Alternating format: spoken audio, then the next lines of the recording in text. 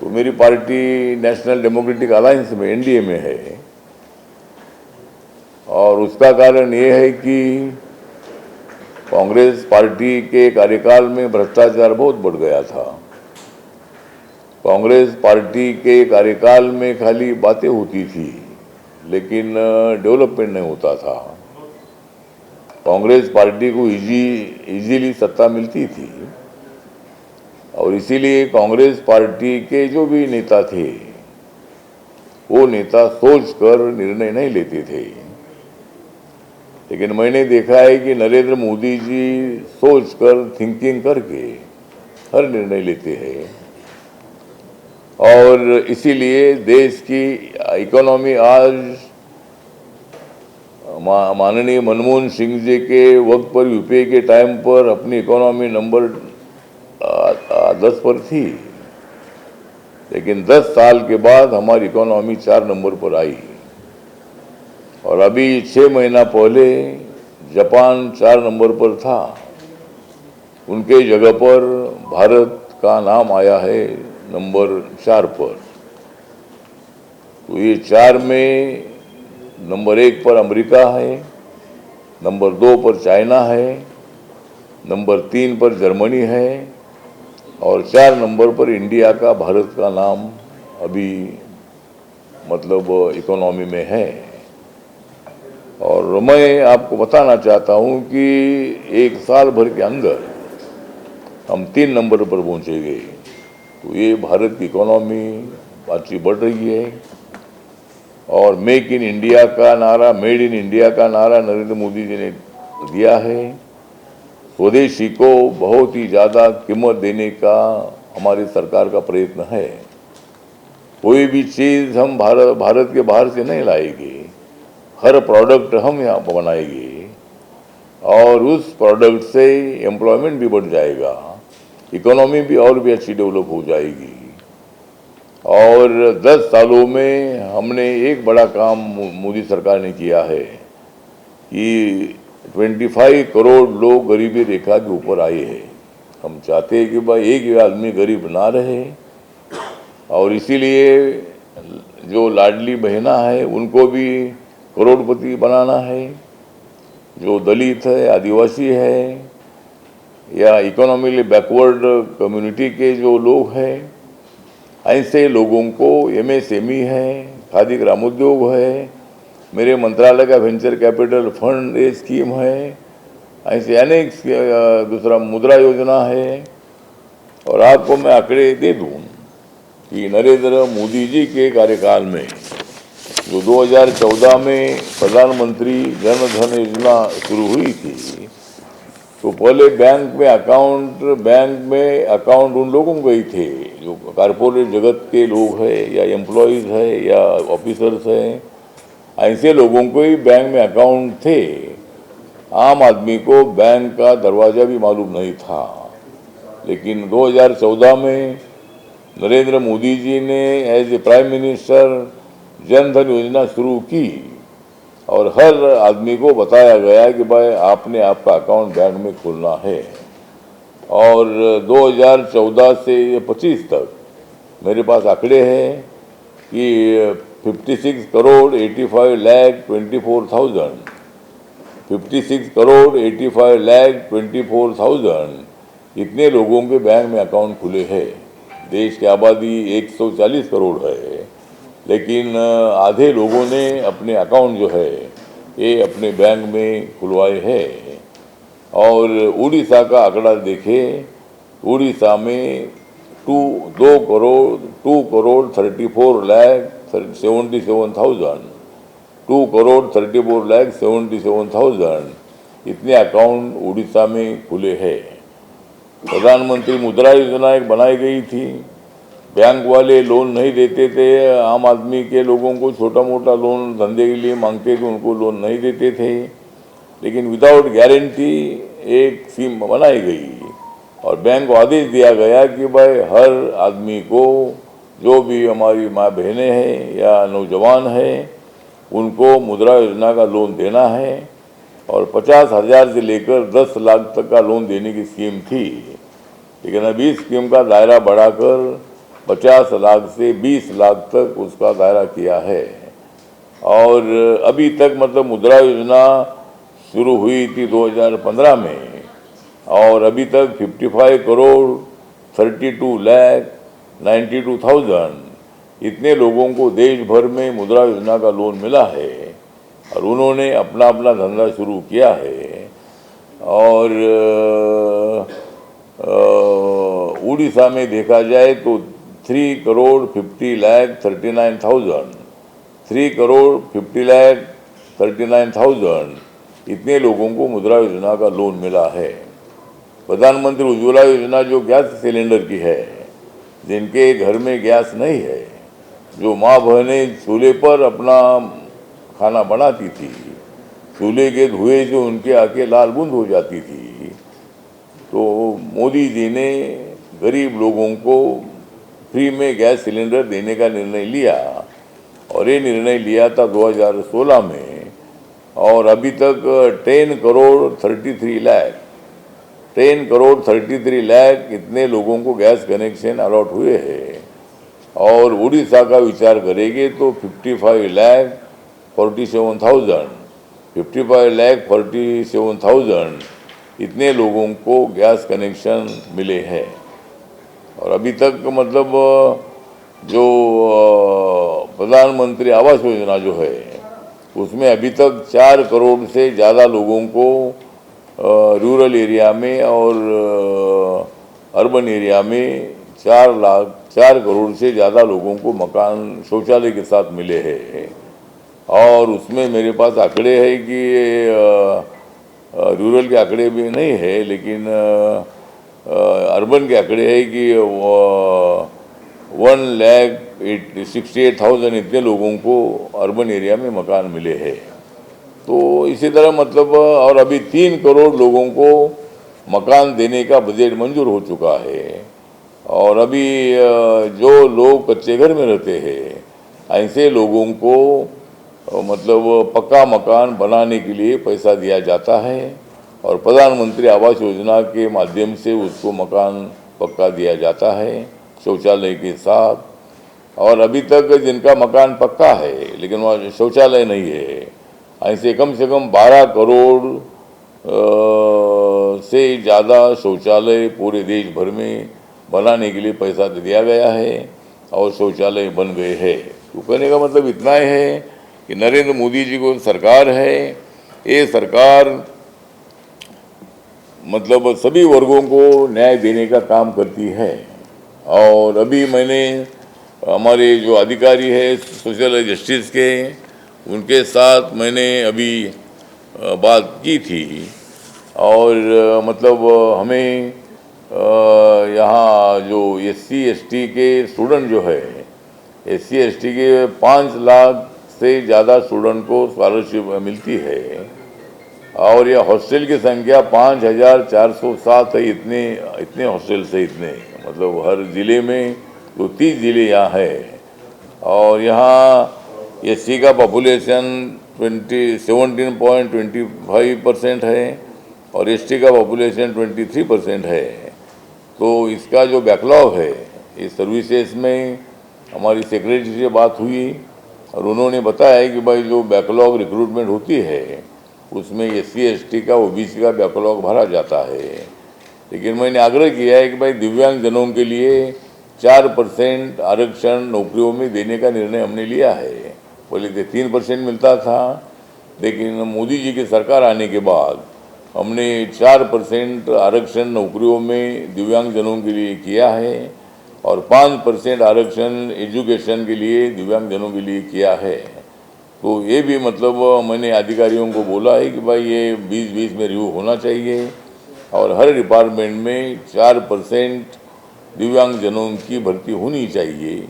शिक्षण संस्था में 5% दिव्यांग जनों के लिए मतलब उनको एडमिशन मिलना ही चाहिए, वहाँ ध्यान देने की आवश्यकता ये भी हमने बताया है। दूसरा, मैंने उनके अधिकारियों के साथ बात की कि भाई एट्रोसिटी केसेस के संबंध में बात की, तो उन्होंने मुझे जानकारी दी है कि भाई 2023-24 को 2647 2647 इतनी केसेस दर्ज हुई है। 24-25 में 2404 इतनी केसेस दर्ज हुई है और 25-26 में 2288 इतनी केसेस है। तो इन्हें बताया है कि भाई दूसरे राज्यों की तुलना में उड़ीसा में ज़्यादा केसेस नज़र आ रही है। एक तो ये जो भूमि है, ये भूमि सम्राट अशोका की भूमि है। यहाँ कलिंगा का जो युद्ध हुआ था और सम्राट अशोका जी ने ऐसा युद्ध जीता था। यहाँ लोग बताते हैं कि खून की नदियाँ बह रही थी, इतने लोगों को मारा गया था और इसीलिए सम्राट अशोका में बहुत बड़ा परिवर्तन हुआ और सम्राट अशोक बुद्ध की ओर चले गए। सिद्धार्थ गौतम बुद्ध जी का जो बुद्धिज्म है उन्होंने स्वीकारा था और उसके बाद सम्राट अशोका के बाद, गौतम बुद्ध के बाद 300 साल के बाद सम्राट अशोक जी का मतलब जो कार्यकाल हुआ है 300 साल के बाद, और उन्होंने मतलब पूरे एशिया खंड में, हम जहाँ भी एशिया में जाते हैं, वियतनाम में जाते हैं, थाईलैंड में जाते हैं, कंबोडिया में जाते हैं, श्रीलंका में जाते हैं, जापान में जाते हैं, ताइवान में जाते हैं, ऐसे कई देशों में अपने को बुद्धिज़्म नज़र आता है। चाइना में भी पूरा बुद्धिज़्म था, अभी थोड़ा कम्युनिज्म उधर आया है। उसके पहले पूरे चाइना में बुद्धिज़्म था। आज भी वहाँ बुद्धा के बहुत सारे मंदिर वहाँ है। तो अपने देश की जो पाली भाषा है, ये पाली भाषा हर दुनिया में जा पहुँची है और ये भूमि, उड़ीसा की भूमि जो है, ये शांति की भूमि है। इसीलिए दलितों पर अत्याचार की घटनाओं के लिए मैंने अधिकारियों को सूचित किया है। आज सीएम साहब की मैंने वक्त मांगा है अगर, लेकिन वो आज इधर नहीं है, कुछ इलेक्शन प्रचार में है। लेकिन अगली बार मैं जब आऊँगा तो उनके साथ मैं मीटिंग करूँगा और इस अत्याचार की घटनाओं को कम करने के लिए कोशिश होनी चाहिए और दलित और सवर्ण में एकता निर्माण होनी चाहिए। बाबा साहब अम्बेडकर जी का मिशन था कि देश में समानता आनी चाहिए। इसका मतलब दलित और सवर्णों में जो भेदाभेद है उसको खत्म करना चाहिए। कानून ने आर्टिकल 17 के मुताबिक संविधान ने कास्टिज्म को खत्म किया है, लेकिन आज भी कुछ लोगों के मन में आज कास्टिज्म है। लेकिन मैंने अभी ये इंटरकास्ट मैरिज का मैंने दायरा ले लिया और उसमें मुझे उड़ीसा सबसे आगे मुझे नज़र आया कि 23-24 में इंटरकास्ट मैरिज 3,639 इतनी इंटरकास्ट मैरिज हुई है और 24-25 में 2,434 इतनी इंटरकास्ट मैरिज हुए हैं और 25-26 में 1,485 इतने इंटरकास्ट मैरिज हुए। तो मतलब इंटरकास्ट मैरिज का परसेंटेज बहुत ज़्यादा है। तो एक अच्छी बात है कि इंटरकास्ट मैरिज से समाज नज़दीक आता है और बाबा साहब अम्बेडकर जी का भाई कहना था कि खाली रोटी और बेटी व्यवहार से कास्टिज्म खत्म नहीं होगा, उसके लिए बेटी व्यवहार की आवश्यकता है। और इसी तरह समाज एक साथ आ रहा है, नज़दीक आ रहा है और बहुत सारे लोग जाति व्यवस्था को भूलकर मतलब संविधान को मानकर एक दूसरे के साथ मित्रत्व कर रहे हैं। लेकिन कुछ लोगों के मन में आज भी थोड़ी मेंटेलिटी, कास्टिस्ट मेंटेलिटी है और इसीलिए ये अत्याचार होते हैं। इस अत्याचार को खत्म करने के लिए हम सब लोगों ने प्रयत्न करने की आवश्यकता है। यहाँ मैंने जानकारी ली कि सीनियर सिटीज़न की संख्या 16 लाख है यहाँ सीनियर सिटीज़न की और उनको 1,060 to 79 1,000 पेंशन दी जाती है और 80 के ऊपर के जो लोग हैं उनके लिए 3,500 उनको पेंशन दी जाती है। तो इसी तरह दिव्यांग जनों को भी मतलब यहाँ 1,000 पेंशन दी जाती है। तो इसी तरह मतलब यहाँ दिव्यांग जनों की संख्या 5 लाख है, ऐसा मुझे बताया है पूरे स्टेट भर में। तो दिव्यांग जनों के लिए अभी जो सेंसस होगा तो नया जो अभी 2021 का सेंसस है, तो नरेंद्र मोदी जी का मैं आभार व्यक्त करता हूँ कि नरेंद्र मोदी जी के सरकार ने जाति के आधार पर सेंसस करने का निर्णय लिया है। हर जाति के आधार पर सेंसस होगा और 21 के मुताबिक ये सेंसस होगा।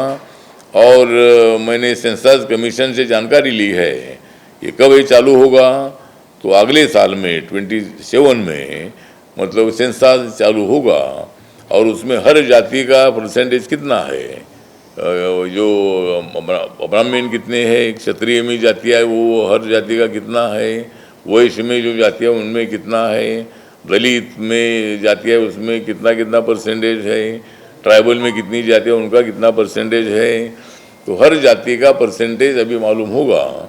और जाति के आधार पर की जनगणना से ये फायदा होगा। ये राहुल गांधी तो बोलते हैं कि भाई जनगणना ओबीसी की होनी चाहिए, ओबीसी होनी चाहिए, लेकिन राहुल गांधी की सरकार थी तब उन्होंने ऐसा नहीं किया था। तब उनके ध्यान में नहीं आया था कि भाई सेंसस जाति के आधार पर करना चाहिए। आज वो बड़ी बड़ी बातें करते हैं और सेंसस होना चाहिए इसी तरह की मांग पहले करते थे, लेकिन सरकार ने, मोदी सरकार ने ओबीसी की सेंसस की ज़्यादा मांग होती रही थी। लेकिन मैंने बहुत बार मांग किया था कि जाति के आधार पर जनगणना होनी चाहिए, उससे जातिवाद बढ़ेगा ऐसा बिल्कुल नहीं है। लेकिन टेक्निकली डिफ़िकल्टी थी कि संविधान ने 17 आर्टिकल के मुताबिक कास्टिज्म को ख़त्म किया है, फिर जाति के आधार पर जनगणना करेंगे, एक ऐसा एक प्रॉब्लम था। लेकिन सरकार ने उस पर मतलब निर्णय ले लिया है। तो एक निर्णय बहुत बड़ा निर्णय है और आज अपना देश विकास की दिशा से आगे बढ़ रहा है और रोड अच्छे बन रहे हैं। और यहाँ मतलब पूरे देश भर में अभी जो बिहार में इलेक्शन है तो बिहार का काया पलट हो चुका है। बिहार में नीतीश कुमार जी के नेतृत्व में 20 सालों में अच्छा डेवलपमेंट हुआ है। नरेंद्र मोदी जी ने बिहार के लिए बहुत बड़ा पैकेज भी दे दिया है और बिहार की जनता अभी बाहर नहीं जाती है, मतलब बहुत सारे लोगों को रोज़गार वहाँ मिल रहा है और इसीलिए हर राज्य के तरफ हमारा ध्यान है। ज़रूर यहाँ बीजेपी की सरकार नहीं थी, अभी बीजेपी की सरकार आई है। कई साल तक, शायद 22 साल तक हमारी नवीन पटनायक साहब की सरकार रही और नवीन पटनायक बहुत अच्छे आदमी थे, मतलब वो हमारे साथ एनडीए में पहले अटल बिहारी वाजपेयी की सरकार में वो मंत्री थे। और बिजू जनता दल के नेता बिजू पटनायक जी, इनका सोशलिस्ट मूवमेंट में बहुत बड़ा योगदान रहा है। तो नवीन पटनायक जी ने भी 22 साल या कितने साल, दो 24 साल, मतलब वो 24 साल तक वो मतलब वो उड़ीसा के मुख्यमंत्री रहे। उन्हें काम भी अच्छा किया है और बीजेपी और बिजू जनता दल एक साथ थे भी कुछ साल तक, लेकिन बाद में वो अलग अलग लड़कर अपने बलबूते पर नवीन पटनायक जी मुख्यमंत्री बने थे। मेरे साथ उनके संबंध बहुत अच्छे थे। जब वो दिल्ली में मिनिस्टर थे तब मैं उनको कहने आने के बार मिलता था। वो एक अच्छे स्वभाव के आदमी थे, लेकिन उनका भी योगदान उड़ीसा के लिए बहुत अच्छा रहा है। तो अभी बीजेपी की सरकार आई है, वो भी अच्छा डेवलपमेंट कर रही है। और मुझे लगता है कि एक विषय में बताता हूँ कि राहुल गांधी जी बोलते एक बार वोट चोरी हो रहा है। तो राहुल गांधी जी को मेरा सवाल है कि तुम्हारे 60 साल 70 साल में वोट चोरी नहीं होता था क्या? मतलब 60 सालों में आपने जो आंकड़े अभी निकाले वो तब क्यों नहीं निकाले? मतलब वोट चोरी नहीं होना चाहिए। उनके मत से मैं सहमत हूँ कि भाई वोट चोरी नहीं होना चाहिए, बोगस वोटिंग नहीं होना चाहिए। ज़रूर इलेक्शन कमीशन ने उनके तरफ ध्यान देना चाहिए, लेकिन इलेक्शन कमीशन बीजेपी के कहने पर चलता है, ऐसा आरोप लगाना ठीक नहीं है। इलेक्शन कमीशन की बॉडी इंडिपेंडेंट बॉडी है और उसका सरकार से कोई संबंध नहीं है, तो इसीलिए सरकार पर आरोप लगाना ठीक नहीं है। लेकिन जब लोकसभा में उनकी सीटें ज़्यादा आई तब हमने ऐसा आरोप नहीं लगाया कि भाई इन्होंने वोट चोरी किया था, उन्होंने बोगस वोटिंग किया था। हमने तो ये बोला कि भाई इन्होंने संविधान का प्रचार किया, संविधान बदलेगा, आरक्षण जाएगा, इसीलिए हमारा भारी नुकसान हुआ। हम 400 सीटों तक हम पहुंचने वाले थे, लेकिन हमें काफ़ी कम सीटें मिली। लेकिन उसके बावजूद भी नरेंद्र मोदी जी तीसरी बार प्रधानमंत्री बने हैं और चौथी बार भी 29 में भी नरेंद्र मोदी जी प्रधानमंत्री बनेंगे, ऐसा मुझे पूरा विश्वास है।